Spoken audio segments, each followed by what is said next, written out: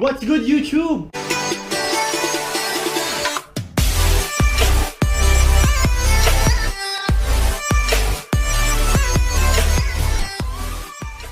For today's video, gagawa tayo ng DIY wall paint design, TikTok inspired. So, ito yung nauna. Ginawa ko nung Pasko. Minus this one. Kasi ito ay ginawa ng kapatid ko. 2013.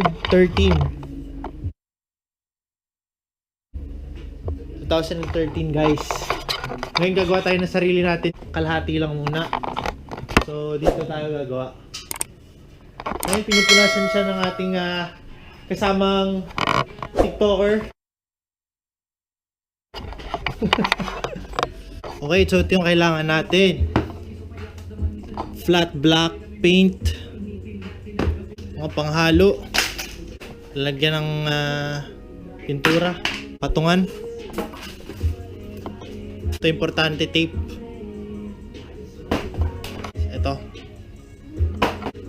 Ito syempre.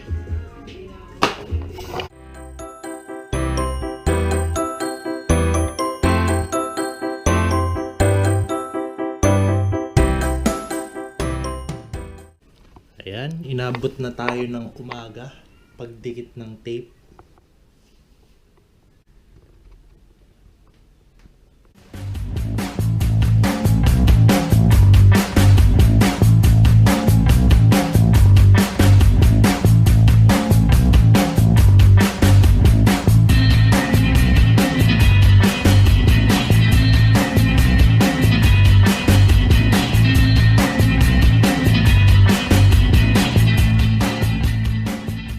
A few moments later.